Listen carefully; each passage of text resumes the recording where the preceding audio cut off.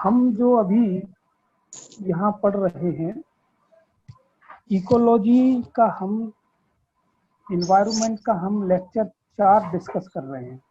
Lecture 4 का part A हम लोग डिस्कस कर चुके हैं और लेक्चर 4 में जो हमें पढ़ना है उसका हमने आपको रूपरेखा भी बताई थी कि लेक्चर 4 में हमें क्या क्या पढ़ना है। पहला टॉपिक हम जो पढ़ चुके हैं, जैविक अंतःक्रिया, बायोटिक इंटरेक्शन को हम पढ़ चुके हैं। दूसरा जो हम पढ़े हैं और पूरा नहीं हो पाया था टॉपिक, वो है भू जैव रासायनिक चक्र, बायोकेमिकल साइकिल, जिसमें हमने आपको जल चक्र और कार्बन चक्र, वाटर साइकिल और कार्बन साइकिल को पढ़ा है। आज हम बाकी के जैसे फास्फोरस चक्र, नाइट्रोजन चक्र, सल्फर चक्र, ऑक्सीजन चक्र, इनके बारे में देखेंगे। साथ ही बायोमैग्निफिकेशन और बायो एक्यूमुलेशन, जीव संकेंद्रण और जीव आवर्धन को समझेंगे, जीन पारितंत्र और पारिस्थितिक फुटप्रिंट, वहन क्षमता आदि के बारे में जानेंगे। अब हम शुरू करते हैं आज का लेक्चर। और मुजालदा जी से रिक्वेस्ट करूंगा कि वो खड़े साहब जुड़ चुके हैं। Sir good morning. नमस्ते नमस्ते। थोड़ा हाँ नमस्ते, थोड़ा काम में बिजी हो गया था फोन पे, इस वजह से लेट हो गया मैं 10 मिनट। जी जी हाँ बस सर हम भी जुड़ रहे स्टूडेंट्स। हाँ हाँ जी सर, बताइए सर। तो अभी जुड़ रहे स्टूडेंट धीरे धीरे, मेरे ख्याल से 14-15 हो गए हैं। तो अभी आज एक सभी को खुशखबरी देना चाहता था मैं। अपना जो नेक्स्ट लेक्चर रहेगा पर्यावरण पे, हमारा अभी रेगुलर संडे लेक्चर चल रहे हैं, उसी के साथ में अगले जो है अपने हिस्ट्री और पॉलिटिकल साइंस, इस पे भी हरीश जी लेक्चर शुरू करने वाले हैं। तो अभी हम नेक्स्ट संडे से पर्यावरण, इसी के साथ पॉलिटिकल साइंस जो है, इंडियन पॉलिटी पे लेक्चर अपना शुरू होगा। तो आप जितने जो विद्यार्थी है उनसे ज्यादा से ज्यादा ये मैसेज शेयर करें कि पर्यावरण के साथ में हिस्ट्री, अपना पॉलिटिकल साइंस भी अपना लेक्चर शुरू होगा। और अगले संडे जो है उसका इंट्रोडक्टरी लेक्चर रहेगा, जो कि फर्स्ट लेक्चर पर्यावरण का रहेगा। उसके बाद में 10 बजे इंट्रोडक्टरी लेक्चर रहेगा। वो लेक्चर कम से कम 1-1.5 घंटे के आसपास चलेगा, जैसा अपना एनवायरनमेंट का पहला लेक्चर चला था वैसा ही। तो आप सभी जो स्टूडेंट है वो इस बात के लिए प्रिपेयर रहे, और पर्यावरण के साथ में पॉलिटिकल साइंस के लिए भी आपको वक्त निकाल के थोड़ा अटेंटिव मोड में रहना पड़ेगा, क्योंकि अभी एग्जाम जो है अपनी 2021 की जो परीक्षा है, अभी बहुत कम समय बचा है और उस कम समय में हमें सभी सब्जेक्ट को कवर करना है। साथ में अपना प्रिपरेशन आपका भी अच्छा चले, ये भी देखना है। तो इसीलिए ये चलेगा। और बीच में अभी पर्यावरण के जो भी लेक्चर्स हो रहे हैं, तो अभी तक जो लेक्चर हुए हैं उनके ऊपर एक थर्ड संडे यानी कि 27 तारीख जो है सितंबर की, 4था संडे जो है, तो 27 तारीख को एक टेस्ट होगी। उस पे जो अभी तक जो भी लेक्चर हुए उसके ऊपर रिटर्न टेस्ट होगी, मल्टीपल चॉइस वाली। तो जो है प्रिपेयर रहे। सुनाई दे रहा है सभी को? जी सर, दे रहा है। तो हाँ, तो नेक्स्ट संडे जो है पर्यावरण के साथ में पॉलिटिकल साइंस का लेक्चर शुरू होगा। इंट्रोडक्टरी रहेगा पहला, उसके बाद में फिर डेली जो है पहला लेक्चर पर्यावरण का रहेगा और सेकंड लेक्चर पॉलिटिकल साइंस का रहेगा। और 27 तारीख को जो है वो अपने पर्यावरण पे अभी तक जितना पढ़ाया गया है उसके ऊपर हम एक टेस्ट रखेंगे। लेक्चर हो जाने के बाद में टेस्ट रहेगा, और टेस्ट के तुरंत बाद फिर आपको सभी को उसके आंसर की तो आपको तुरंत दिख जाएगी, फिर भी हम शेयर कर लेंगे। तो उससे हमें आप लोगों को अभी ये बिल्कुल ध्यान में रखना है कि 27 तारीख तक पर्यावरण पे जितना अभी तक पढ़ाया गया है, जो भी वीडियो अपलोडेड है और पीपीटी शेयर किए गए हैं, उनको आप और अच्छी तरह से थोड़ा रिवाइज कर ले और देख ले, क्योंकि एक तरफ हमारा लेक्चर जो है कंटिन्यू चल रहा है, उसी के साथ में आपकी तैयारी कितनी हुई है वो भी देखना है। उसी के साथ में आपको अगर कोई दिक्कतें आ रही है वो भी आप लोगों को समझ में आएगी कि भाई पढ़ाई करते समय और डाउट्स कुछ आएंगे वो भी समझ में आना है। तो इसीलिए ये टेस्ट लेना बहुत जरूरी है। तो आप इसी तरह प्रिपेयर रहे। और मैं हरीश जी से रिक्वेस्ट करता हूं कि आप अपना लेक्चर कंटिन्यू करें। लोकेश, आप लेक्चर खत्म होने के बाद फिर से यही इंस्ट्रक्शन जो है एक बार फिर से शेयर कर देना, ठीक है? जी सर, जी। ओके ओके, ठीक है, लेक्चर कंटिन्यू करिए। धन्यवाद सर। आज लेक्चर 4 का पार्ट बी हम पढ़ रहे हैं, और जो हमने लेक्चर 4 में बात की थी, तो मैंने पहले इसका एक पाठ्यक्रम बताया था कि हम लेक्चर 4 में क्या क्या पढ़ने वाले थे। तो उसमें मैंने बताया था कि पहला टॉपिक होगा जैविक अंतःक्रिया, बायोटिक इंटरेक्शन, जो हम पढ़ चुके हैं। और मैंने उसमें प्लस का चिन्ह, माइनस का सिंबल और गोल सिंबल के माध्यम से आपको चीजें बताई थी कि कैसे क्वेश्चंस पूछे जाएंगे। और अगर आपने पिछला लेक्चर सुना होगा तो इसके बारे में अवश्य अच्छी तरीके से समझे होंगे। दूसरा, हमने भू जैव रासायनिक चक्र के बारे में पढ़ा था, बायो जियो केमिकल साइकिल के बारे में। एक क्या होता है बायो जियो केमिकल साइकिल, हमने इसमें 2 साइकिल्स को पढ़ चुके थे। एक साइकिल पढ़ी थी हमने वाटर चक्र, जल चक्र, और दूसरी साइकिल हमने जो पढ़ी थी वो कार्बन चक्र पढ़ी थी। इस रूप में 4 साइकिल्स और शेष हैं, जैसे ऑक्सीजन चक्र, नाइट्रोजन चक्र, फास्फोरस चक्र, सल्फर चक्र। आज हम इनको पढ़ेंगे। तो मुजालदा जी से रिक्वेस्ट करूंगा वो पीपीटी शेयर करें, पीपीटी लगाएं।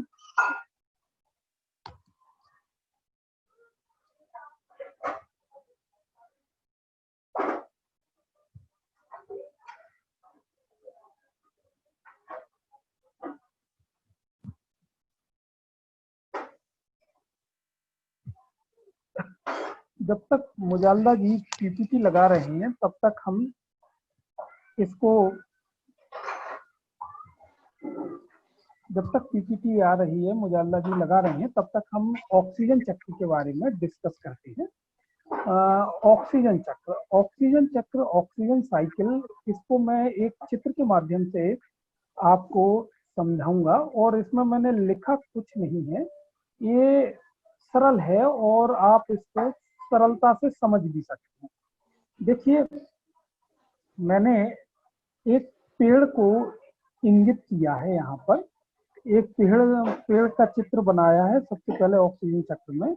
और मैंने एक एरो के माध्यम से O2 जीव या मनुष्य में जा रही है। हमें पता है कि जो पेड़ पौधे हैं वो CO2 को ग्रहण करते हैं और O2 को छोड़ते हैं। तो पेड़ जो है ऑक्सीजन गैस को स्रावित करता है, ऑक्सीजन गैस को निकालता है। और वो जो ऑक्सीजन गैस है वो विभिन्न प्रकार के जीव जंतुओं, मनुष्यों को प्राप्त होती है।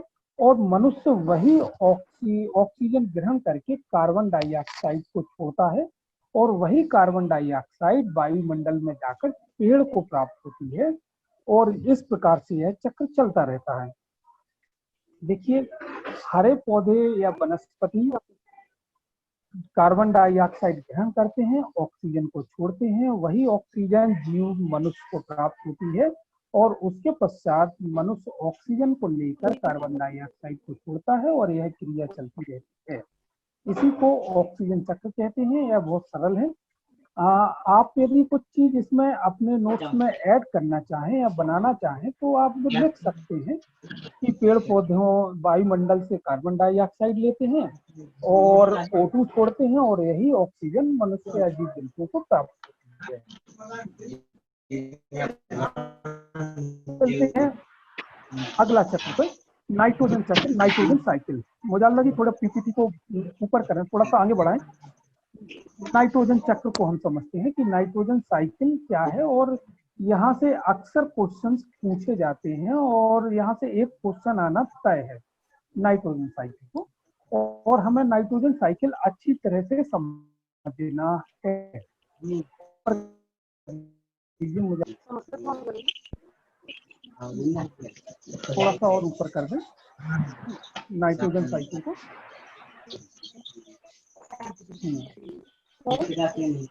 बस देखिए नाइट्रोजन चक्र, इसको हमें अच्छे से समझना है, ये बात मान लीजिए, क्योंकि इसको अगर हमने आज अच्छे से समझ लिया तो ये मान लीजिए जीवन भर आपके साथ रहेगी। और नाइट्रोजन साइकिल से एक क्वेश्चन यूपीएससी हमेशा पूछती है, तो आपके दिमाग में ये फिक्स हो जाना चाहिए। देखिए मैंने एक डेरिवेशन सूत्र लिखा है, डेरिवेशन लिखा है, ये लिखा है N2। मुजाल्दा जी आप इसको कलर कर सकें तो कलर कीजिए। N2, फिर लिखा है फिक्सेशन, फिर लिखा है यूजेबल, फिर है NH3NO3। यहाँ पर थोड़ी सी मिस्टेक हो गई है, NH4 के बाद जो मैंने NH3 लिखा है वो NH3 ना होकर NO2 है। आप लोग इसको सुधार कर लीजिएगा अपने नोट्स में। मेरे द्वारा पीपीटी बनाते समय कुछ हो गया होगा, यहाँ पर NH4 की जगह NO2 है, फिर NO2, फिर NO3। अब मैं आपको यहाँ एक चीज बताने वाला हूँ कि वायुमंडल में 78% नाइट्रोजन है, परंतु वायुमंडल की नाइट्रोजन को हम सीधे प्राप्त नहीं कर सकते। और सीधे प्राप्त इसलिए नहीं हो सकती कि उसमें कई केमिकल्स होते हैं और वो केमिकल्स हानिकारक होते हैं। अतः हमें नाइट्रोजन का सीधा प्रयोग, अगर आपसे क्वेश्चन आए कि वायुमंडलीय नाइट्रोजन का क्या सीधा प्रयोग हो सकता है, आप बताएंगे नहीं हो सकता। इसके लिए हमें फिक्सेशन करना होता है, स्थिरीकरण करना होता है नाइट्रोजन का, और नाइट्रोजन के स्थिरीकरण की प्रक्रिया को हम आज समझेंगे।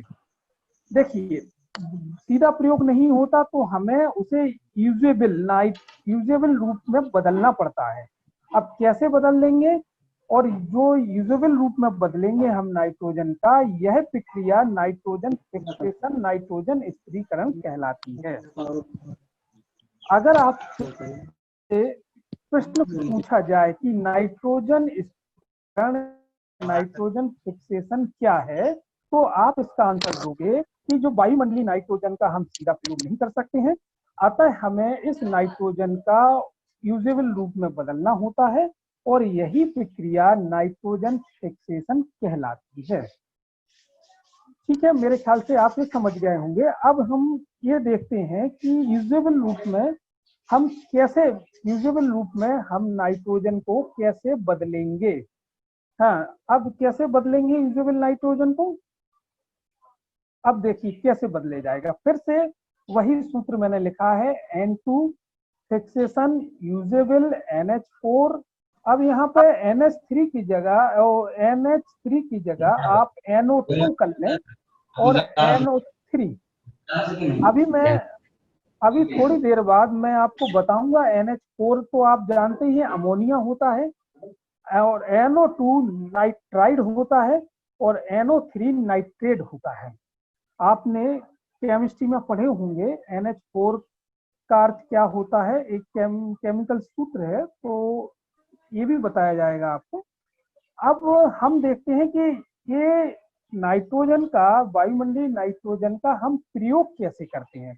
मुजाल्ला जी थोड़ा सा स्लाइड्स को आगे कीजिए, थोड़ी सी स्लाइड को, बस देखिए हम यूजेबल नाइट्रोजन में कैसे बदलेंगे। मैंने यहाँ पे 3 चीजों को लिखा है।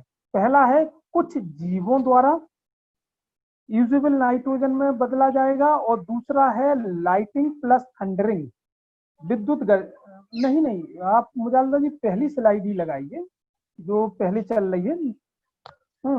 जो यूजेबल नाइट्रोजन में बदला जाता है, बस यूजेबल नाइट्रोजन में जो बदला जाता है, या तो कुछ जीवों द्वारा बदला जाएगा या प्राकृतिक क्रियाओं द्वारा होगा या कृत्रिम रूप से होगा। पहले हम देखते हैं कि कुछ जीवों द्वारा कैसे बदला जाएगा। मुजालदा जी इसको कलर कीजिए अगर कर सकें तो कुछ जीवों द्वारा जो नाइट्रोजन फिक्सेशन होगा उसमें जीवों के नाम दिए हैं। पहला नाम दिया है बीजीए। बीजीए का अर्थ होता है ब्लू ग्रीन एल्गी। दूसरा नाम दिया है राइजोबियम और तीसरा नाम दिया है एजोटोबैक्टर। अगर क्वेश्चन ये आ जाए कि वायुमंडलीय नाइट्रोजन को उपयोगी नाइट्रोजन में जीवों द्वारा कौन कौन से जीव हैं जो वायुमंडलीय नाइट्रोजन का मनुष्य को उपयोगी नाइट्रोजन में बदलते हैं, तो इसके एग्जाम्पल हैं BGA, blue green algae, rhizobium, azotobacter. एक और है उसको बाद में बताऊंगा। आप इनको ध्यान रखिए कि जीव द्वारा वायुमंडलीय नाइट्रोजन को उपयोगी नाइट्रोजन में कैसे बदला जाता है।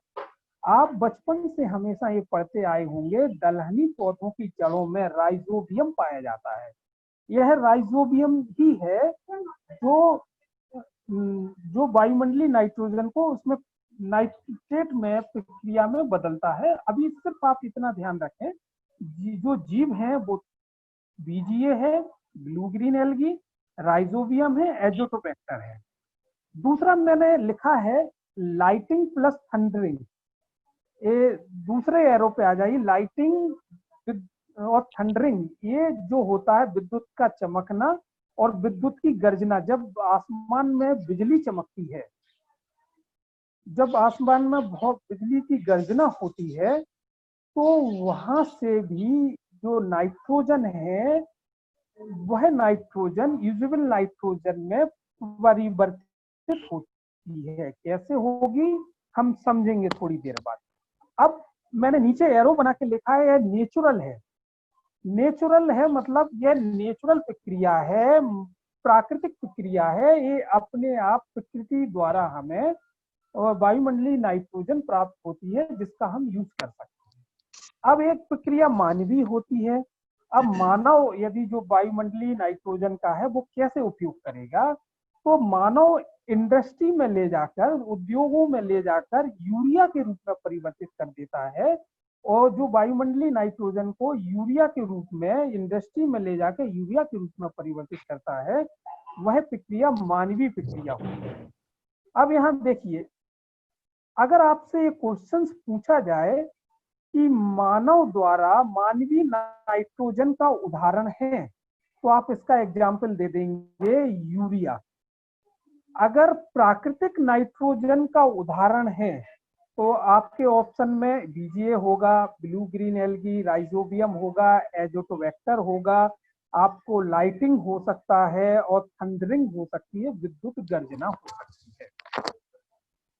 अभी हम नाइट्रोजन साइकिल को पढ़ रहे हैं। नाइट्रोजन साइकिल में अभी हमने इतना देखा है कि नाइट्रोजन का स्थिरीकरण कैसे होता है, नाइट्रोजन का फिक्सेशन कैसे होता है। तो मैंने आपको बताया है कि नाइट्रोजन का फिक्सेशन, नाइट्रोजन का सीधा प्रयोग हम नहीं कर सकते हैं, उसको हमें यूजेबल नाइट्रोजन में बदलना होता है और यही प्रक्रिया नाइट्रोजन फिक्सेशन कहलाती है। नाइट्रोजन फिक्सेशन का हमने एक सूत्र भी देखा था। अब फिक्सेशन कैसे होगा? फिक्सेशन कुछ जीवों द्वारा होगा, प्राकृतिक घटना द्वारा होगा और मानव द्वारा होगा। कुछ जीवों में हमने इनके एग्जाम्पल हैं बीजीए, राइजोबियम और एजोटोबैक्टर। और लाइटिंग और थंडरिंग मानवीय है यूरिया। तो हम नाइट्रोजन फिक्सेशन की क्रिया को अभी हमने जाना। अब अगली स्लाइड लगाइए जल्दा जी।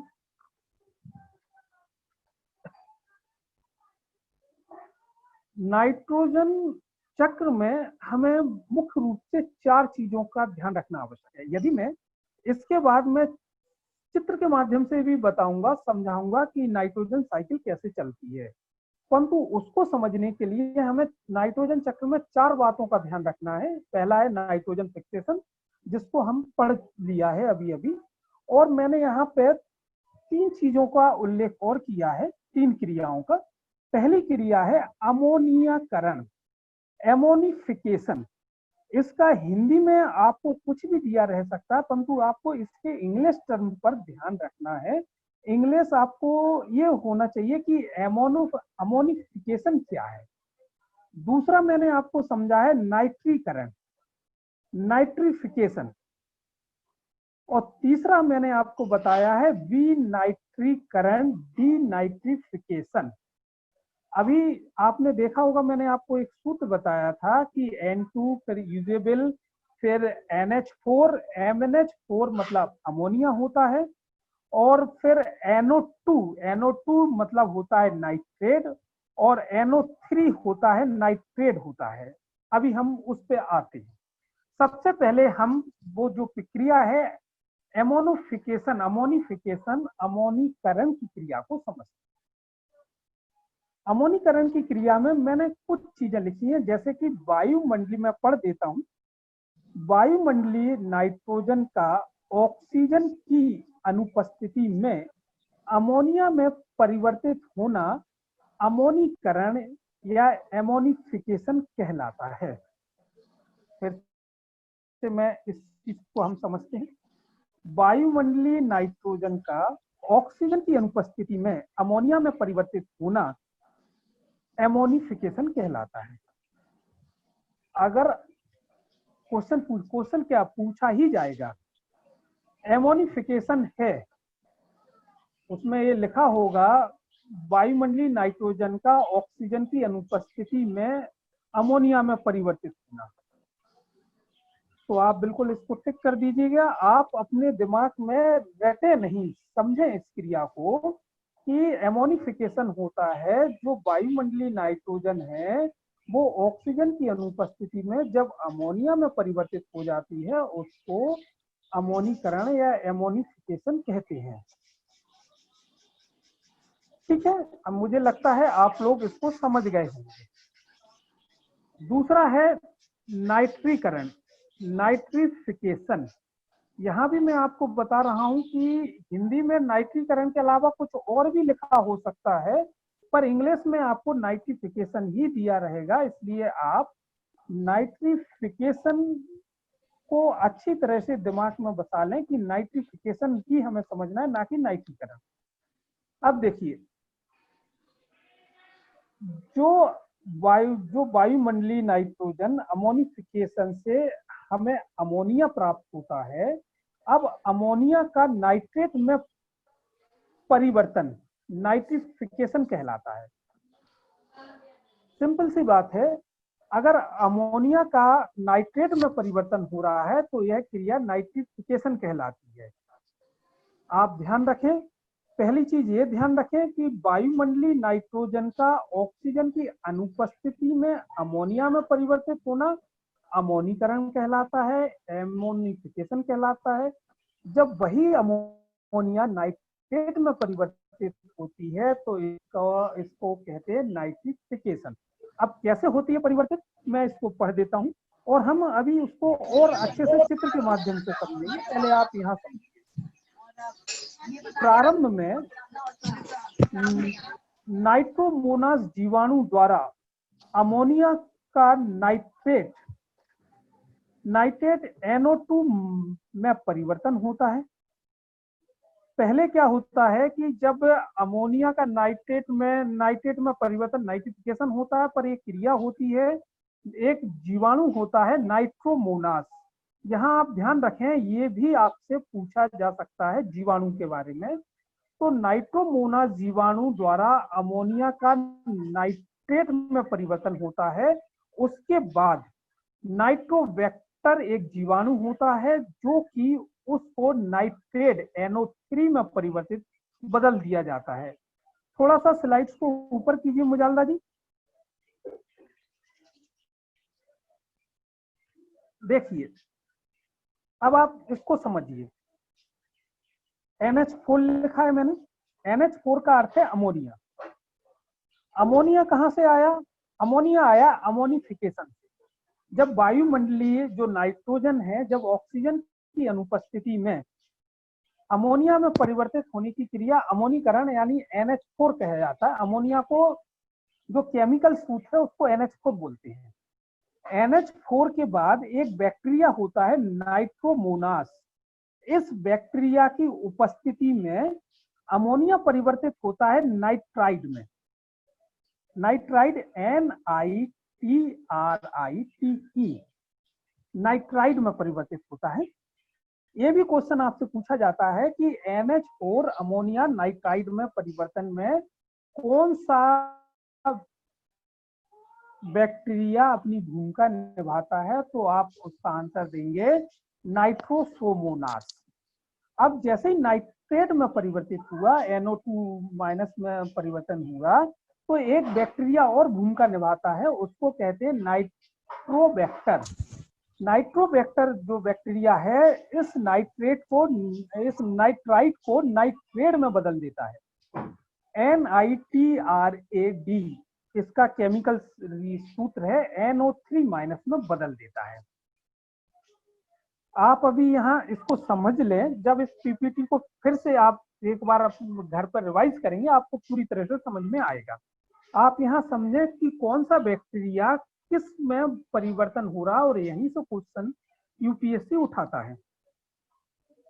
अब हम आते हैं विनाइट्रीकरण। इसके तीसरे स्वरूप पे आप थोड़ा सा ऊपर कीजिए मुजालदा जी स्लाइड को, बस।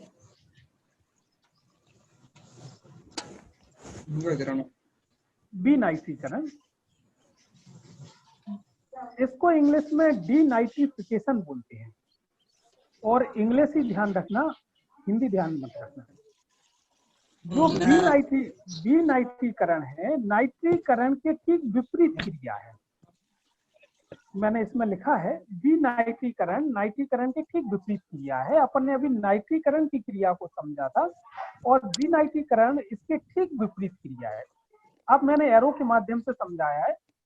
पहला जो हमारे नाइट्राइड होता है, NO3 होता है। NO3 परिवर्तन होता है नाइट्राइड में।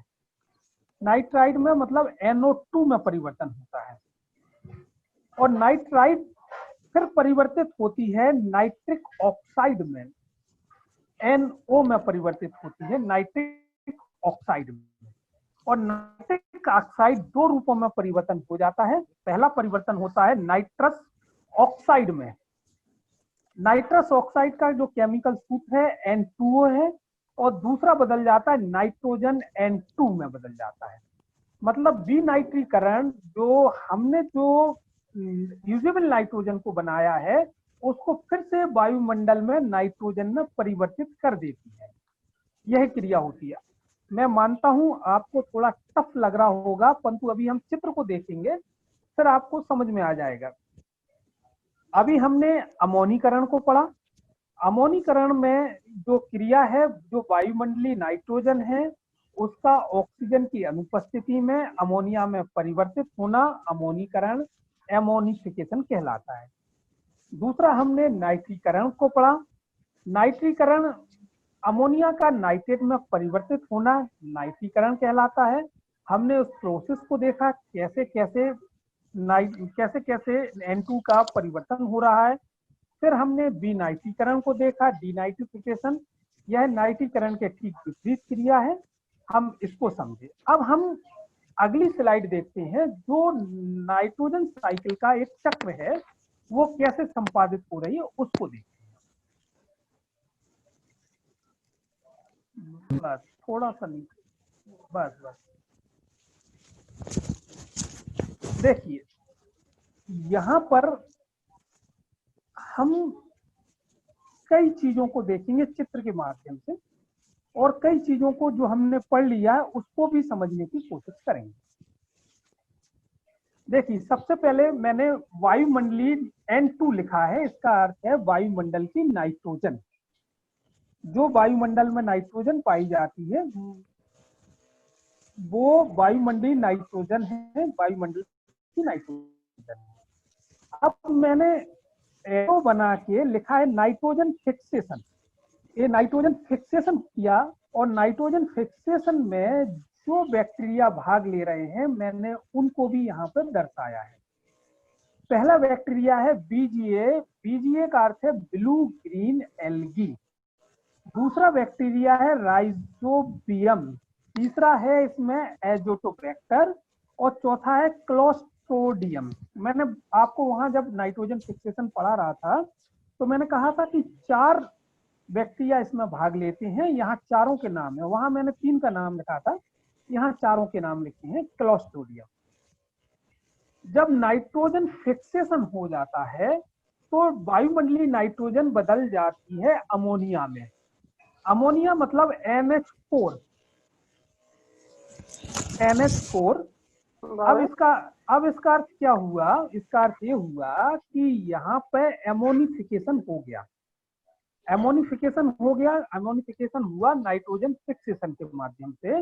वायुमंडलीय नाइट्रोजन को ऑक्सीजन की अनुपस्थिति में कुछ बैक्टीरिया जो हैं उस बदल देते हैं अमोनिया में, तो ये हो गया अमोनीकरण।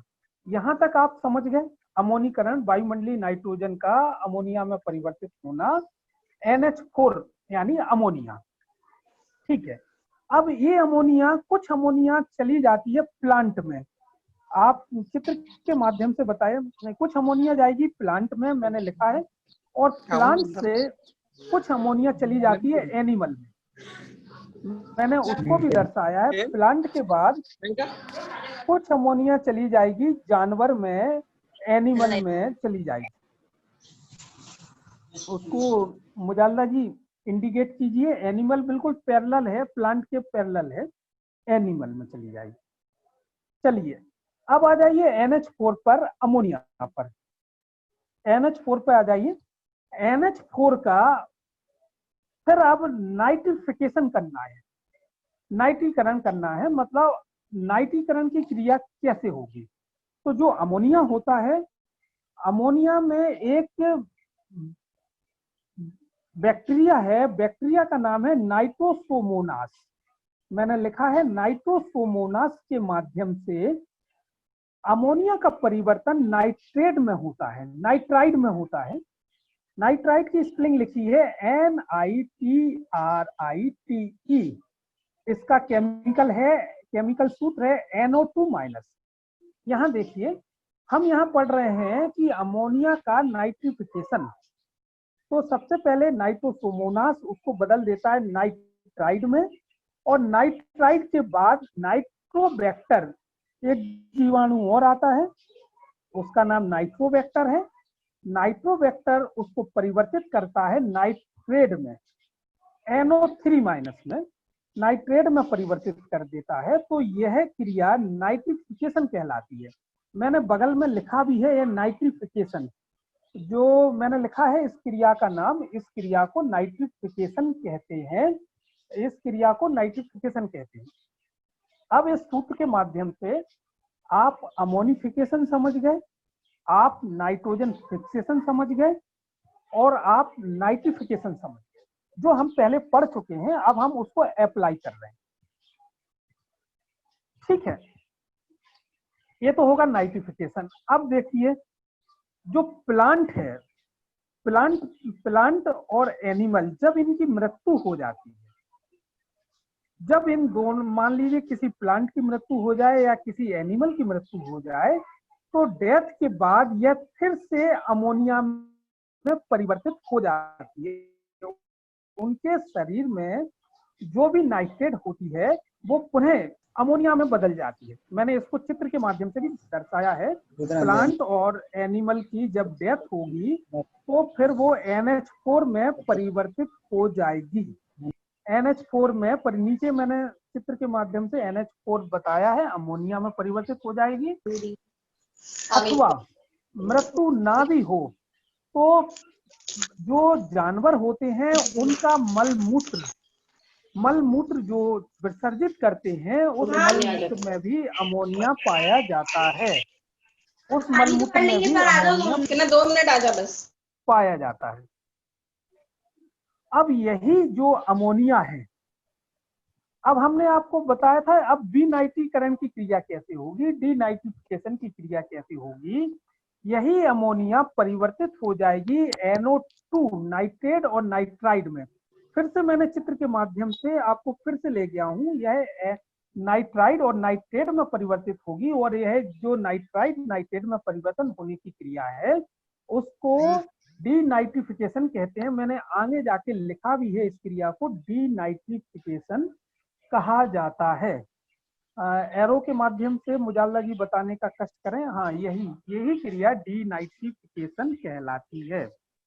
एक बार और मैं आपको समझा रहा, चित्र को फिर से एक्सप्लेन कर रहा हूँ।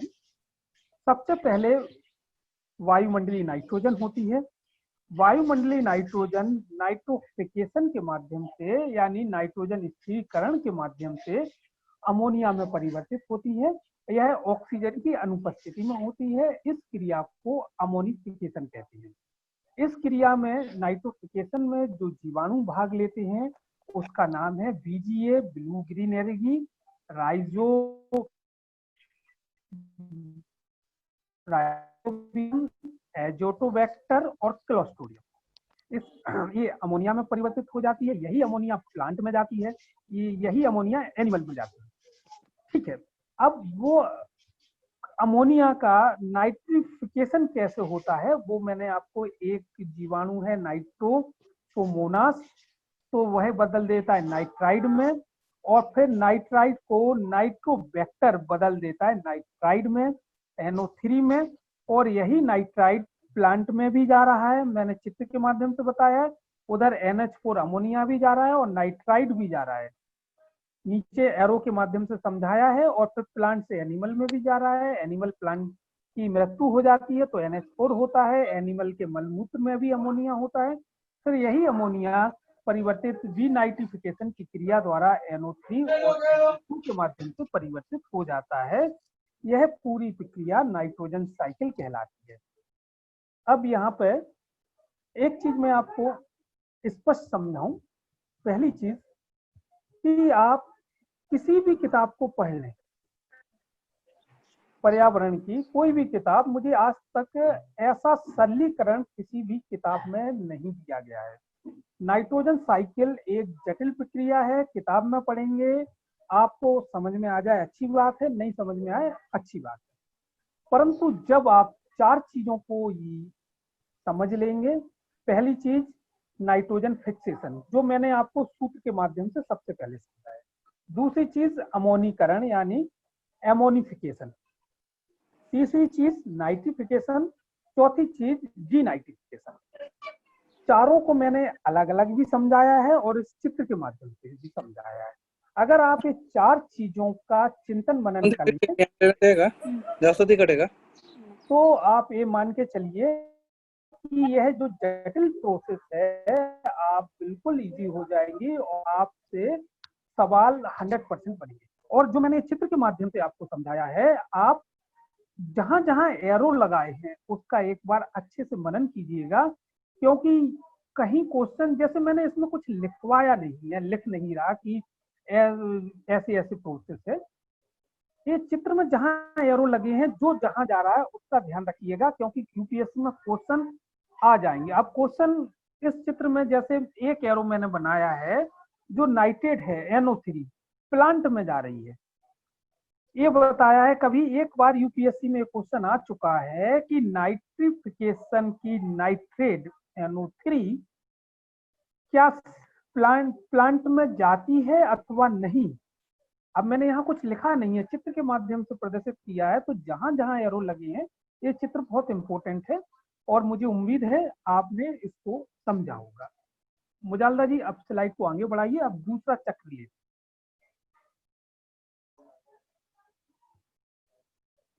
अब आते हैं फास्फोरस चक्र पर। फास्फोरस साइकिल या फास्फोरस चक्र, ये सरल चक्र है। सारे चक्र सरल हैं, बस नाइट्रोजन साइकिल को समझना जरूरी है, बाकी सब आप बिल्कुल आसानी से करेंगे। मैंने यहाँ पर जो महत्वपूर्ण चीजें हैं वो मैंने यहाँ इंगित कर दी है। पहली तो नोट में लिखा है मैंने, फास्फोरस का प्राकृतिक भंडार चट्टानों में है, जो कि फास्फेट के रूप में फास्फोरस को संचित किए हुए है। फिर से मैं पढ़ देता हूं, फास्फोरस का प्राकृतिक भंडार चट्टानों में है, जो कि फास्फेट के रूप में फास्फोरस को संचित किए ये है। इसका अर्थ ये है कि जो फास्फोरस है, फास्फोरस का जो प्राकृतिक रूप से भंडार यदि कहीं है तो चट्टानों में मिलेगा। नोट दूसरा नोट देखिए, पारिस्थितिक तंत्र में फास्फोरस का मुख्य निवेश मृदा में स्थित फास्फोरस युक्त खनिजों के अपरदन से होता है। मृदा घोल में फास्फोरस ऑर्थोफॉस्फेट के रूप में पाया जाता है। अब देखिए, यहाँ पर कुछ चीजें समझने की होती है और कुछ चीजें याद करने की होती है। अब यहाँ पर समझने लायक कोई चीज नहीं है, इसलिए मैंने नोट में लिख दिया, ये तो आपको याद ही करना होगा। हाँ, नाइट्रोजन साइकिल समझने लायक है, कार्बन साइकिल हमने समझा था, जल चक्र हमने समझा था। जो चीज समझने लायक है वो उस पर मैं जोड़ देता हूँ। ये चीज अगर ये लिखा है तो ये तो आपको याद करना है, तो आप खुद कर लीजिएगा। तीसरा पॉइंट मैंने लिखा है, फास्फोरस चक्र को अवसादी चक्र में शामिल किया जाता है। मतलब अगर आपसे क्वेश्चन आ जाए कि अवसादी चक्र में शामिल हैं नाइट्रोजन साइकिल, फास्फोरस साइकिल या जल चक्र या कार्बन चक्र, तो आप बता देंगे कि भाई फास्फोरस साइकिल शामिल है। चलिए अगली पीपीटी लगाइए मुजाल्ला जी, आगे बढ़े। अगली पीपीटी में हम फास्फोरस साइकिल को एक चित्र के माध्यम से समझेंगे कि फास्फोरस साइकिल का चित्र बस यही, और थोड़ा नीचे कर दीजिए थोड़ी सी, बस देखिए, जो ऊपर वाला चित्र है वो ऊपर वाला चित्र इंगित करता है फास्फोरस साइकिल को। इसमें मैंने एक चट्टान बनाई है, चट्टान में फिर मैंने लाल कलर से फॉस्फेट को इंगित किया है। मैंने आपको बताया था कि प्राकृतिक रूप से जो फास्फोरस है चट्टानों में पाया जाता है। तो जब हम बारिश होती है, यहाँ मैंने फॉस्फेट को इंगित भी किया है, जब बारिश होती है, जब बहुत ज्यादा मात्रा में बारिश होती है तो यही फॉस्फोरस जो बहकर नीचे आ जाता है, मतलब नीचे चट्टानों की तली में आ जाता है जब फास्फोरस। और मैंने यहाँ पे दूसरे चित्र में भी आपको फास्फोरस को ऊपर इंगित किया है, और जो बहता हुआ फास्फोरस एक चट्टान के नीचे आ जाता है, तो हमें यहाँ पर फास्फोरस के स्रोत मिलेंगे, हमें यहाँ फास्फोरस प्राप्त होता है, और यही क्रिया फास्फोरस साइकिल कहलाती है। मैंने आपको बताया था कि फास्फोरस का जो स्रोत है चट्टानें हैं, चट्टानों में फॉस्फेट पाया जाता है। जब बारिश बहुत ज्यादा होती है तो चट्टानों में स्थित फॉस्फेट बहकर चट्टानों के नीचे पहुंच जाता है और चट्टान के ऊपर तो रहता ही है फॉस्फोरस, और यही क्रिया फास्फोरस साइकिल कहलाती है। उम्मीद है आपने इसको समझा होगा। अब नीचे आगे बढ़ाइए स्लाइड को मुजाल्ला जी। अब हम सल्फर चक्र को पढ़ेंगे, सल्फर साइकिल को पढ़ेंगे। यहाँ पहले मैंने जो कुछ बातें लिखी हैं उसको देखेंगे, उसके बाद हम चित्र को देखेंगे। ठीक है, जैसे मैंने सबसे पहले लिखा है कि जो सल्फर है पृथ्वी का 10वां सबसे बड़ी मात्रा में उपलब्ध तत्व है। पृथ्वी पर जितने भी तत्व उपलब्ध हैं उसमें 10वें नंबर पर सल्फर पाया जाता है, इसका आप ध्यान रखिएगा। दूसरे नंबर पर जो मैंने एरो से स्पष्ट किया है कि सल्फर जो है, सल्फर एक विटामिन का स्रोत है, प्रोटीन का स्रोत है और मिनरल के लिए जरूरी है। मतलब हमें विटामिन, प्रोटीन, मिनरल सल्फर से भी प्राप्त होते हैं, इसका ये अर्थ हुआ। अब एक बार एक एग्जाम में पूछा गया था कि सल्फर का कलर क्या होता है, तो तीसरे एरो में लिखा है मैंने सल्फर पीले कलर का होता है, इसमें कोई गंध नहीं होती। एग्जाम में आया है कि सल्फर का कलर क्या है, तो आप बताएंगे पीला है, और आप बताएंगे यह गंधहीन होता है। मैंने यहाँ पर जो 3 चीजें लिखी हैं, पहली चीज ये है कि सल्फर पृथ्वी का 10वां सबसे बड़ी मात्रा में उपलब्ध तत्व है। दूसरा लिखा है कि सल्फर में विटामिन होता है, प्रोटीन होता है, मिनरल होता है। तीसरा लिखा है सल्फर पीले रंग का होता है, इसमें कोई गंध नहीं होती। अब मैंने यहाँ लिखा है सल्फर पाया जाता है, कहाँ कहाँ पाया जाएगा सल्फर, मैं अब उसको समझते हैं कहाँ कहाँ सल्फर पाया जाएगा। पहला लिखा है जो सल्फर पाया जाएगा वो महासागरीय नित्तल में पाया जाएगा। महासागरीय नित्तल इंग्लिश होती है ओशियन डिपोजिट, मतलब जो महासागर हैं उनकी तली में सल्फर पाया जाता है। दूसरा पाया जाएगा अवसादी चट्टानों में सल्फर पाया जाएगा। तीसरा अवसादी ईंधन में सल्फर पाया जाएगा। चौथा ज्वालामुखी विस्फोटों में सल्फर पाया जाएगा।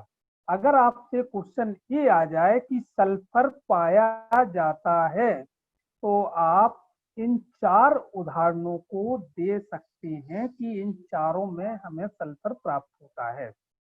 अब रही बात चित्र की, तो चित्र आप लोग पीपीटी आपको शेयर की जाएगी, इसमें समझाने जैसी कोई बात नहीं है, पीपीटी शेयर की जाएगी तो आप स्वयं इस चित्र को देख के समझ लीजिएगा, और यदि आपकी समझ में ना आए तो अगली बार आप मुझसे पूछ सकते हैं। और अपन जो चीजें सरल हैं, जो चीजें हम स्वयं कर सकते हैं, तो उस पर मुझे लगता है हमें समय जो है समय क्या कहते हैं उसमें समय ज्यादा ना दिया जाए, हम आगे बढ़ जाएं टॉपिक पे और इसको आप स्वयं करें, मैं ये चाहता हूँ।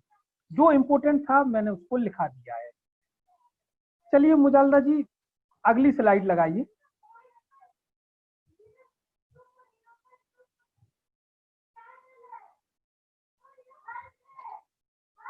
अब देखिए, अब हम जो अगला टॉपिक है उस टॉपिक को पढ़ेंगे। अच्छे से पढ़िएगा, इससे क्वेश्चन आते रहते हैं और इतना सरल है कि अगर आज आपने मेरे साथ समझ लिया तो आप जिंदगी भर नहीं भूलेंगे, मैं इस बात की गारंटी दे रहा हूँ। और नहीं समझा तो बार बार पढ़ते रहेंगे। इससे अच्छा है कि एक बार समझ लें तो जिंदगी भर नहीं भूलेंगे, ये तो तय है। अब हम 2 टॉपिक को कंबाइन रूप से समझेंगे। एक टॉपिक है जैव संकेंद्रण, जिसको इंग्लिश में बायो एक्यूमुलेशन कहते हैं। दूसरा टॉपिक है जैव आवर्धन, जिसको बायो मैग्निफिकेशन कहते हैं। इसको सम्मिलित रूप से हम क्यों समझ रहे हैं, इसको मैं अभी बताऊंगा हम सम्मिलित रूप से क्यों समझ रहे हैं। जो मैंने एक नीचे चित्र दिया है, आप इस चित्र को मतलब कई बार पढ़े हुए हैं, कई बार हमने समझा है। जैसे कि हरा पेड़ पौधा जो होते हैं वो उत्पादक होते हैं और इनका ट्रॉपिक लेवल फर्स्ट होता है। उसके बाद हरे पौधे से फर्स्ट कंज्यूमर भोजन प्राप्त करता है। फर्स्ट कंज्यूमर जैसे भेड़, बकरी, शाकाहारी जितने भी जंतु हैं उसको प्राथमिक उपभोक्ता बोलते हैं। मैंने लिखा भी है फर्स्ट सी, इसका मतलब है फर्स्ट कंज्यूमर। अब चूंकि अपन इस चित्र से काफी परिचित हो गए हैं इसलिए मैं शॉर्ट में लिख रहा हूँ। फर्स्ट सी के बाद 2C आया है। 2C का अर्थ है सेकेंडरी कंज्यूमर, द्वितीयक उपभोक्ता। इसका अर्थ ये होता है द्वितीयक उपभोक्ता में शाकाहारी जंतु भी आते हैं, मांसाहारी जंतु भी आते हैं। जो पेड़ पौधों से जो वनस्पतियां प्राप्त होती हैं वो खाते हैं और जीवों को भी खाते हैं। इसमें मनुष्य एक अच्छा उदाहरण है द्वितीयक उपभोक्ता का। फिर द्वितीयक उपभोक्ता के बाद टर्सरी कंज्यूमर आता है। टर्सरी कंज्यूमर पूर्णतः मांसाहारी होता है और यह पेड़ पौधों को अपना भोजन नहीं बना सकता। इसका पाचन तंत्र ऐसा डिजाइन किया हुआ है कि यह जीव जंतुओं को ही खाएगा। नीचे मैंने ट्रॉपिक लेवल दिया है, first trophic level, second, third, fourth. ऊपर मैंने दिया है, आपने मैं 10% ऊर्जा का नियम पढ़ा रहा था तो ऊपर मैंने बताया था कि इससे एनर्जी 10%, फिर 10%, फिर 10%। ये चित्र मैंने इसलिए बताया क्योंकि ये मैं चाहता तो नहीं बताता, परंतु क्योंकि इसका इससे संबंध है इन टॉपिक से, इसलिए रिलेशन के रूप में मैंने बता दिया। अब हम पढ़ते हैं बायो एक्यूमुलेशन, जैव संकेंद्रण को। थोड़ा सा स्लाइड को आगे बढ़ाइए मुजालदा जी। बस, थैंक यू। मैंने यहाँ पे चीज लिखी है, वो लिखा है कुछ जहरीले विषाक्त पदार्थों का पोषक स्तर पर संचित होने की क्रिया। कुछ जहरीले या विषाक्त पदार्थों का पोषक स्तर पर संचित होने की क्रिया बायो एक्यूमुलेशन या जैव संकेंद्रण कहलाती है।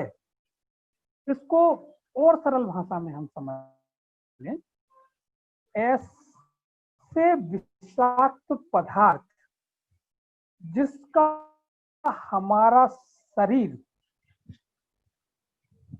उसको पाचन ना कर पाए, डाइजेस्ट ना हो पाए, चाहे हमारा शरीर हो चाहे जीव जंतुओं का शरीर हो, जो पाचन डाइजेस्ट ना हो पाए, उन जहरीले पदार्थों को बायो एक्यूमुलेशन कहते हैं। अब मुझे लगता है आप लोग समझ गए होंगे। अब क्यों नहीं पाचन हो पाता, तो मैंने उसमें लिखा है कि जल में अघुलनशील होती है। आपको पता है कि हमारा शरीर 60% से लेकर 70% जल पाया जाता है।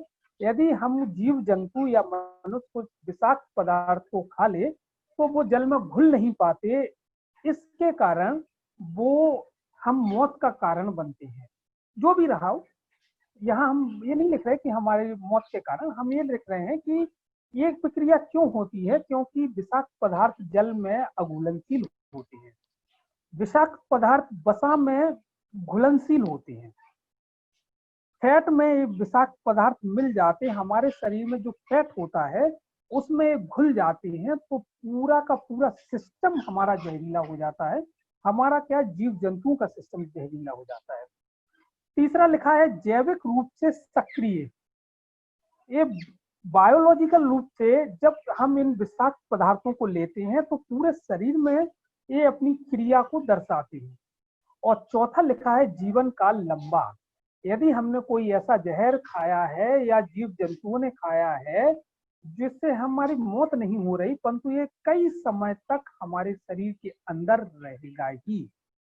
एग्जाम्पल के रूप में मैंने लिखा है, अगर डीडीटी, आप सब लोग किसान परिवार से हैं, मैं ये समझता हूँ, और जब हम फसलों में डीडीटी छिड़कते थे, अब तो नहीं छिड़कते हैं, पहले जब इसका छिड़काव हो तो डीडीटी का छिड़काव होता था पारा और सीसा। पहले पेट्रोल में सीसा मिलाया जाता था, अब सीसा नहीं मिलाया जाता है। पारा भी एक जहरीला पदार्थ होता है, कैडमियम एक भी जहरीला पदार्थ है, तांबा भी एक जहरीला पदार्थ होता है। यहाँ पर मैं आपको ये बता दूं, डीडीटी, पारा, सीसा, कैडमियम, तांबा, इनसे मनुष्य की मृत्यु बहुत ही कम हो सकती है, परंतु छोटे छोटे जीव जैसे चूहा, जैसे खरगोश, जैसे बकरी, उनकी मृत्यु के चांसेस बहुत ज्यादा है। चलिए हम अपने टॉपिक पे आते हैं। कुछ जहरीले या विषाक्त पदार्थों का पोषक स्तर पर संचित होने की क्रिया बायो एक्यूमुलेशन कहलाती है। अब मैंने यहाँ पे एक शब्द लिखा है, पोषक स्तर पर संचित होने की क्रिया। मुजाल्ला जी अब स्लाइड को ऊपर कीजिए, थोड़ा सा ऊपर कीजिए, जो पहला चित्र था उसको लाइए। बस, आपको अच्छी तरह से याद है कि मैंने आपको 10% ऊर्जा का नियम पढ़ाया था। अब देखिए, जैसे मैंने ये पेड़ बनाया है, पेड़ के ऊपर से एरो बनाते हुए फर्स्ट कंज्यूमर दिखाया है। अगर मान लीजिए कोई जहरीला पेड़ है, तो जो फर्स्ट कंज्यूमर, यानी मान लीजिए बकरी ने इसको खाया तो उसका जहर इसमें भी आ गया। अब फर्स्ट कंज्यूमर से सेकंड कंज्यूमर में भी इसका जहर गया, भले ही 10% गया, पर गया जहर। मतलब पेड़ में से जहर फर्स्ट कंज्यूमर में, फर्स्ट से सेकंड में, सेकंड से थर्ड में जहर जाएगा, और थर्ड से फोर्थ में जहर जाएगा। तो ये जहर जब थर्ड में जाएगा, फोर्थ में जाएगा, फिफ्थ में जाएगा, तो ये जहर की मात्रा बढ़ती जाएगी। क्यों बढ़ती जाएगी? क्योंकि पेड़ का जहर फर्स्ट कंज्यूमर में आया, फर्स्ट कंज्यूमर में तो आया ही जहर, और उसके बाद उसका जो पाचन सिस्टम गड़बड़ाया तो वो जहर पूरे उसके शरीर में फैला, और फिर उसको, उस फर्स्ट कंज्यूमर को यदि मनुष्य ने खाया भेड़ बकरी को तो मनुष्य में आया, तो जो बकरी का जहर मनुष्य में आया, मनुष्य के अंदर पूरा उसका जहर का प्रसार हुआ तो जहर की मात्रा बढ़ी। फिर मनुष्य को यदि शेर खा ले तो उस मनुष्य का पूरा शेर में जाएगा जहर, और शेर का जो पाचन सिस्टम है उसमें जाएगा जहर। इसका अर्थ ये है कि जो पोषक स्तर जैसे जैसे बढ़ेगा जहर की मात्रा वैसे वैसे बढ़ेगी। अब आप समझ गए होंगे बायो एक्यूमुलेशन। बायो एक्यूमुलेशन सिर्फ इतना सा है, आप जीवन भर ध्यान रखिए कि जहरीले या विषाक्त पदार्थों का पोषक स्तर पर संचित होना, इसे बायो एक्यूमुलेशन कहते हैं। क्यों होता है? क्योंकि मैंने बताया है कुछ जल में अघुलनशील जहर होते हैं, वसा में घुल जाते हैं, जैविक रूप से सक्रिय होते हैं, कार्यकाल लंबा होता है। यहाँ पर हम जो जंगल के जीव जंतुओं के बारे में बात कर रहे हैं, मनुष्य के बारे में ना करें, मैं उदाहरण ले रहा हूँ तो इसको अन्यथा ना समझा जाए। एग्जाम्पल है डीडीटी, पारा, सीसा, कैडमियम, तांबा। चलिए, अब बायो एक्यूमुलेशन क्या है, आप मन में एक बार मनन कर लें क्या है बायो एक्यूमुलेशन। एक 20 सेकंड में मन में मनन कर लीजिए क्या चीज है बायो एक्यूमुलेशन। सारे स्टूडेंट जो यहाँ पे मुझे सुन रहे हैं,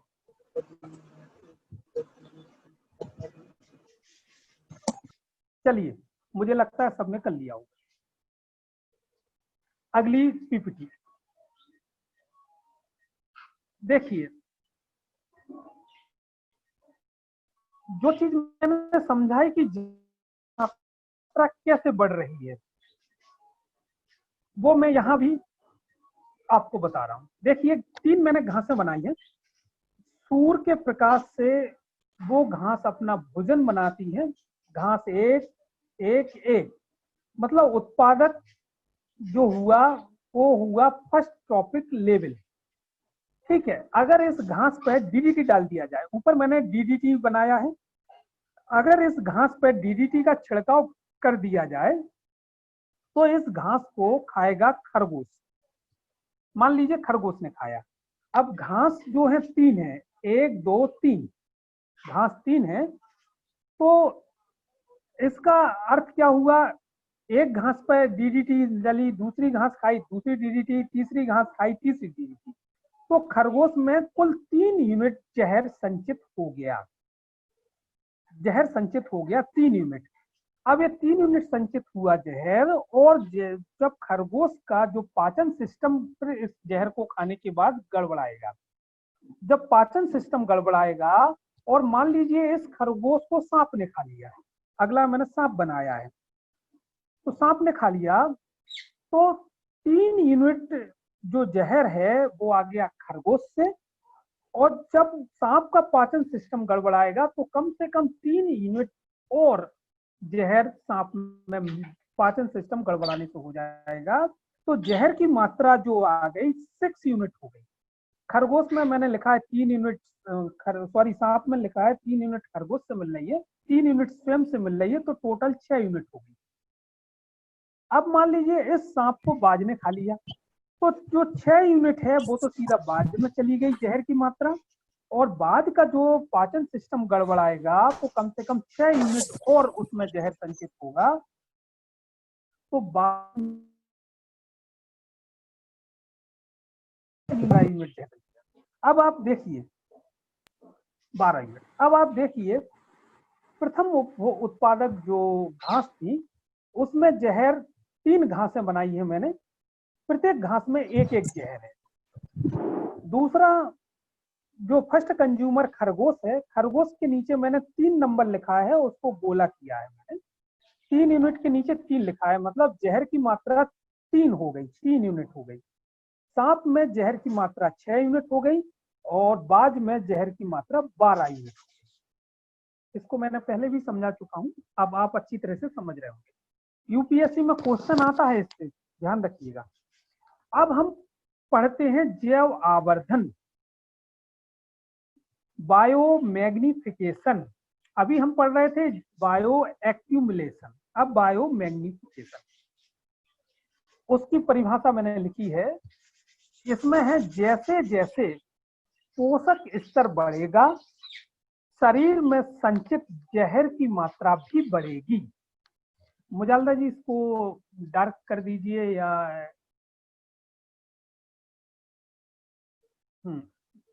बायो मैग्निफिकेशन, जैसे जैसे पोषक स्तर बढ़ेगा शरीर में संचित जहर की मात्रा भी बढ़ेगी। यहाँ पर दोनों टॉपिक खत्म हो जाते हैं। मैं फिर से रिवाइज करता हूँ हमें कैसे समझना है। सबसे पहले बायो एक्यूमुलेशन हमने देखा था कि जो विषाक्त पदार्थ का पोषक स्तर पर संचित होना।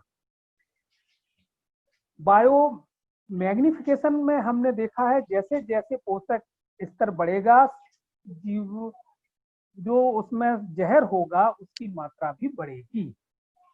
उम्मीद है दोनों टॉपिक आप समझ गए होंगे। अब देखिए मैंने एक क्वेश्चंस भी लिया है और इस क्वेश्चन को मैं पहले भी डिस्कस कर चुका हूं, परंतु यहाँ फिर से मुझे लग रहा था कि फिर से इस क्वेश्चन को डिस्कस करना चाहिए और इसका आंसर आपको बताना होगा। मैं क्वेश्चन पढ़ देता हूं। किसी एक आहार फसल पर क्लोरीनीकृत हाइड्रोकार्बन पीड़कनाशी का छिड़काव किया जाता है। आहार फसल का क्रम इस प्रकार है। मतलब इसका ये कहना है कि हम जो क्लोरीनकृत हाइड्रोकार्बन है पीड़कनाशी यानी पेस्टिसाइड का छिड़काव हो रहा है और आहार फसल इस प्रकार है। पहले है आहार फसल, मान लीजिए कोई भी फसल रही हो आहार फसल। फिर दूसरा है मूसक, मूसक का मतलब है चूहा। तीसरा दिया है सर्प, सर्प मतलब सांप। चौथा दिया है बाज। फिर है इस आहार श्रृंखला में पीड़कनाशी की अधिकतम सांद्रता संचित होगी। ऑप्शन दिए हैं ए आहार फसल में, ऑप्शन बी मूसक में, ऑप्शन सी सर्प में, ऑप्शन डी बाज में। अब देखिए यहाँ पर आपको कहीं ये नहीं लिखा कि बायो मैग्निफिकेशन किस में सबसे ज्यादा होगा या बायो एक्यूमुलेशन की क्रिया क्या है, कहीं भी नहीं दिया। परंतु आंसर तो आप तभी निकाल पाओगे जब बायो एक्यूमुलेशन आप जानते हो, बायो मैग्निफिकेशन आप जानते हो। अब इसका अगर आपको बताइए आंसर क्या होगा, स्टूडेंटों से पूछ रहा हूं कि इसका आंसर क्या होगा। बहुत से स्टूडेंटों ने सही बताया है। इसमें पूछा ये जा रहा है कि भाई जैसे जैसे पोषक स्तर बढ़ेगा तो जहर की मात्रा भी बढ़ेगी। तो सबसे ज्यादा जहर किस में आएगा? सबसे ज्यादा जहर उसमें आएगा जिसका ट्रॉपिक लेवल सबसे ज्यादा होगा। यहाँ पर बाज का ट्रॉपिक लेवल ज्यादा है इसलिए बाज में सबसे ज्यादा जहर आएगा, इसलिए इसका उत्तर बाज होगा। अगर आपको ये पूछ लिया जाता कि बायो मैग्निफिकेशन में इस आहार फसल में बायो मैग्निफिकेशन में सबसे ज्यादा ट्रॉपिक लेवल किसका है, अगर मान लो बायो मैग्निफिकेशन शब्द आ जाता तो आप क्या आंसर देते? बाज का है। इसलिए ध्यान रखिए। और आज जो चीज मैंने पढ़ाई है वो आप रखना मत, व्यवहारिक सोचना आप जिंदगी भर नहीं भूलेंगे और आप एक आध क्वेश्चन तो ऐसे ही कर देंगे। चलिए मुझे उम्मीद है आप ये समझ गए होंगे। अब इसके बाद हम क्वेश्चन आंसर लेते हैं। जो आज का मैंने टॉपिक पढ़ाया है उस टॉपिक से अब हम देखेंगे कि आप कितने क्वेश्चंस कर पा रहे हैं। नाइट्रोजन साइकिल को आप 2-4 बार रिवाइज करेंगे तो जिंदगी आप हमेशा के लिए आपके परमानेंट मस्तिष्क में चली जाएगी। चलिए पहला क्वेश्चन मैं पढ़ता हूं, आपको इसके उत्तर बताने हैं। क्वेश्चन है और यह क्वेश्चन उत्तर प्रदेश की पब्लिक सर्विस सेवा में 2016 में पूछा गया है। जिस रूप में पौधे नाइट्रोजन प्राप्त करते हैं वह है ए नाइट्रिक ऑक्साइड, बी नाइट्रेट, सी अमोनिया, डी नाइट्राइड। कुछ लोग आंसर बता रहे हैं, मैं इसका आंसर नहीं बताऊंगा। मैंने जब नाइट्रोजन साइकिल का चित्र बनाया था, मैंने चित्र के माध्यम से समझा रहा था, तो मैं आपको नाइट्रिफिकेशन की क्रिया के बाद मैंने आपको बताया था एक एरोप्लान की तरफ जा रहा है, वहीं से ये क्वेश्चन लिया गया है। मैं मुजालदा जी से रिक्वेस्ट करूंगा कि स्टूडेंट को समझने के लिए पीपीटी 11 फिर से लगाएं।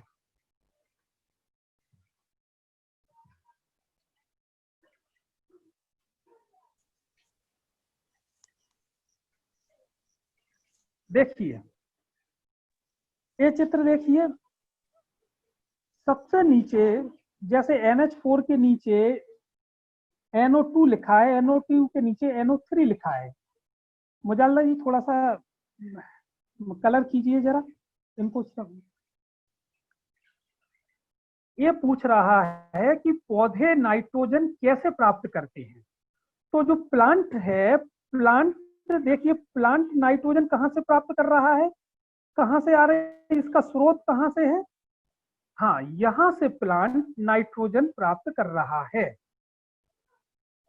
अब मैं इसका उत्तर तो आपको पता है चल ही गया होगा, और आप ये भी देख रहे होंगे कैसे चित्र के माध्यम से क्वेश्चन पूछे जा रहे हैं। ये चित्र कितना इंपॉर्टेंट है, ये यूपीएससी के लिए भी ये चित्र उतना ही इंपॉर्टेंट है। अगर चित्र आपने ध्यान कर लिया तो यूपीएससी के क्वेश्चन भी आप कर डालोगे। ठीक है, अब सारे लोग मुझे लगता है आंसर दे सकते हैं, और इसका आंसर मिल भी गया है आप लोगों को। अब हम आते हैं अपने क्वेश्चन आंसर पर। पहला क्वेश्चन हो गया, अब आते हैं क्वेश्चन 2। क्वेश्चन 2, मुजालदा जी थोड़ी स्लाइड ऊपर करें। क्वेश्चन 2 है, फास्फोरस के संदर्भ में असत्य कथन पर विचार कीजिए। देखिए, मैं यहाँ पर जो पूछा जा रहा है, आप जब भी कोई भी क्वेश्चन पेपर सॉल्व करें तो कुछ चीजें उसमें होती हैं, सत्य कथन बताइए, असत्य कथन बताइए, सत्य कौन सा सत्य नहीं है कथन बताइए, तो उसको अंडरलाइन कर लीजिएगा कि असत्य पूछा जा रहा है, सत्य पूछा जा रहा है। तो यहाँ पर असत्य कथन पूछा जा रहा है। पहला, फास्फोरस अन्य प्राणियों को कवच, अस्थियां एवं दांत आदि बनाने में सहायक होते हैं। जब हम फास्फोरस चक्र पढ़ रहे थे तो क्या मैंने ऐसी कोई चीज बताई आपको? दूसरा है, प्राकृतिक चट्टानों में फास्फोरस किसी भी रूप में नहीं पाया जाता। तीसरा, पारिस्थितिक तंत्र में फास्फोरस का मुख्य निवेश मृदा में स्थित फास्फोरस मुक्त खनिजों के अपरदन से होता है। चौथा, फास्फोरस चक्र को अवसादी चक्र में शामिल किया जाता है। अब यहाँ पर असत्य कथन पूछा जा रहा है। देखिए, पहला है, फास्फोरस अनेक प्राणियों के कवच, अस्थियां एवं दांत आदि बनाने में सहायक होते। मैंने आपको एक चीज बताई थी कि फास्फोरस जो है, ये फास्फोरस चक्र में ये फास्फोरस चक्र अवसादी चक्र में शामिल होता है। ये चीज मैं सॉरी बता नहीं पाया, कोई बात नहीं, परंतु प्राणियों के कवच, अस्थियां, दांत आदि बनाने में इनका योगदान है, ये बात सत्य है। दूसरा है, प्राकृतिक चट्टानों में फास्फोरस किसी भी रूप में नहीं पाया जाता। आपको मैंने अच्छी तरह बताया कि फास्फोरस कहाँ पाया जाता है मुख्य रूप से। तीसरा, पारिस्थितिक तंत्र में फास्फोरस का मुख्य निवेश मृदा में स्थित फास्फोरस युक्त खनिजों के अपरदन से होता है। मैंने ये चीज आपको बताई है, सही कह रहा है। चौथा, फास्फोरस चक्र को अवसादी चक्र में शामिल किया जाता है। मैंने यही भी चीज बताई है। इसका आंसर होगा, कई लोगों ने आंसर दिए हैं, मुझे देने की आवश्यकता नहीं है, सही आंसर दिए हैं। अगला क्वेश्चन, प्रश्न 3, जहरीले विषाक्त पदार्थों का पोषक स्तर पर संचित होने की क्रिया कहलाती है। जहरीले विषाक्त पदार्थों का पोषक स्तर पर संचित होने की क्रिया कहलाती है। Option A, bioaccumulation, option B, biomagnification, option C, nitrification, option D, ammonification. सब लोगों ने सही आंसर दिया है। और अच्छा है आप लोग अच्छे से सुन रहे हैं, अच्छी बात है, और पढ़ रहे हैं। क्वेश्चन नंबर 4, नाइट्रोजन स्थिरीकरण करने वाले जीव हैं। क्वेश्चन भी नहीं पढ़ा, आंसर दे दिया आप लोगों ने। हाँ, क्वेश्चन है नाइट्रोजन स्थिरीकरण, इसको इंग्लिश में नाइट्रोजन फिक्सेशन कहते हैं, करने वाले जीव हैं। एक इसको भी, यह भी नाइट्रोजन चक्र से, नाइट्रोजन साइकिल से क्वेश्चन पूछा गया है। और इस चित्र के माध्यम से, वो जो मैंने चित्र बनाया था नाइट्रोजन साइकिल का, उसमें भी इसका जिक्र है। पहला BGA blue green algae, B rhizobium, C azotobacter, D है उक्त सभी। तो उक्त सभी मैंने बता दिया, चलिए खैर कोई बात नहीं। ये मैंने 4 क्वेश्चंस आप लोगों से पूछे। अगर इन 4 क्वेश्चंस में ये मुजालदा जी, हाँ ठीक है, अगर इन 4 क्वेश्चंस में एक भी क्वेश्चन यदि आपको नहीं बनता तो ये माना जाएगा कि आपको ये वीडियो दोबारा देखने की आवश्यकता है। अगर चारों बन रहे हैं तो बहुत अच्छी बात है। मुख्य रूप से आज हमने जो नाइट्रोजन साइकिल को दिया, नाइट्रोजन साइकिल में मैंने 4 चीजें आपको पढ़ाई थी। पहला है नाइट्रोजन फिक्सेशन, नाइट्रोजन स्थिरीकरण, दूसरा है अमोनिफिकेशन, तीसरा है नाइट्रिफिकेशन, और चौथा है डीनाइट्रिफिकेशन। अगर आप इन 4 चीजों को समझ जाएं और उस चित्र को समझ जाएं तो आप जिंदगी भर नाइट्रोजन साइकिल नहीं भूलेंगे। बाकी साइकिल तो सरल है।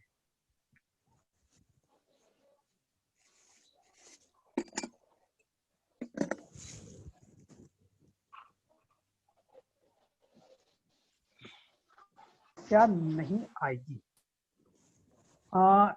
इसके बाद जो हम लेक्चर 4 होगा, लेक्चर 4 का पार्ट C होगा, उसमें हम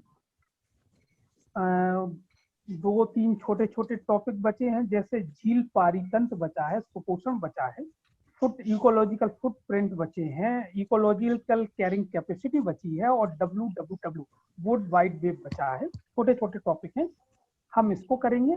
और पार्ट C में अभी तक इस जो लेक्चर 4 है, लेक्चर 4 से यूपीएससी ने जितने भी क्वेश्चन पूछे हैं हम उनको सॉल्व करेंगे। और इसके साथ ही जो अगले संडे को जो ये लेक्चर खत्म होगा 4, इसके साथ ही इन्वायरमेंट का एक सेक्शन पूरा खत्म होगा। अब मैंने शुरुआत के फर्स्ट लेक्चर में, इंट्रोडक्शन का जो लेक्चर था, उसमें मैंने आपको बताया था कि इन्वायरमेंट 11 लेक्चर में खत्म होंगे और इसके 3 सेक्शन हैं। मैंने बताया था जो सेक्शन 1 है लेक्चर 1 से 4 तक है, और सेक्शन 2 है 5 से 6 है, और सेक्शन C है 7 से 11 है। तो पूरा एक सेक्शन खत्म हो जाएगा। और उसके अगले संडे को हम बायोडाइवर्सिटी पढ़ेंगे। चलिए, अब इसके बाद मैं अजय खरडे सर से अनुरोध करूंगा कि माइक का संचालन सर संभालें। आदरणीय अजय खरडे सर।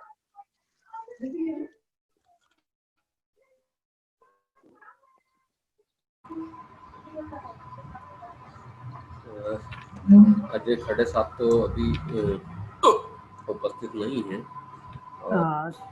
चलिए मुजालदा जी, आप ही, सर ने बताया था कि जी अभी उसका बता दीजिए विद्यार्थियों को। जी, तो सभी विद्यार्थी आज के लेक्चर में अगर कोई डाउट हो तो वह सर से आप सवाल पूछ सकते हैं अपना माइक अनम्यूट करके। और साथ ही साथ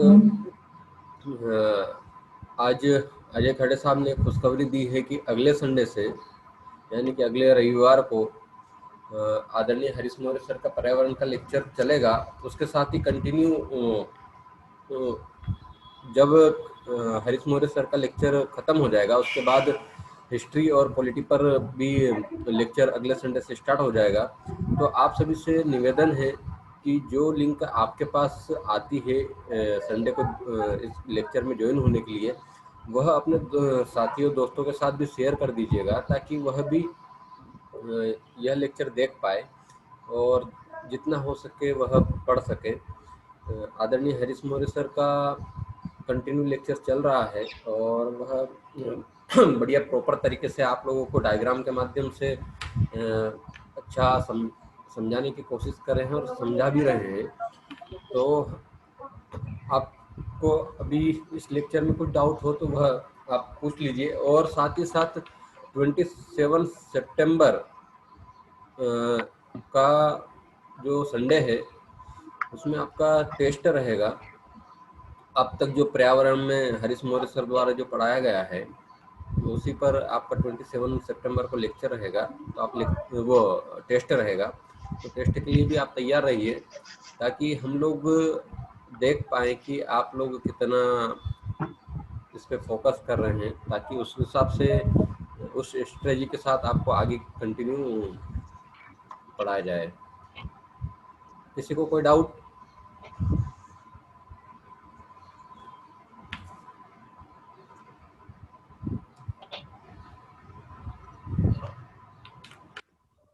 किसी को कोई डाउट तो आप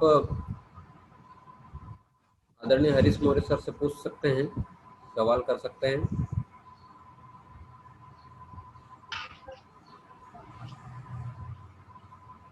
चलिए, कोई डाउट नहीं है तो मौर्य साहब अब हम लेक्चर खत्म एंड करते हैं शायद। ओके।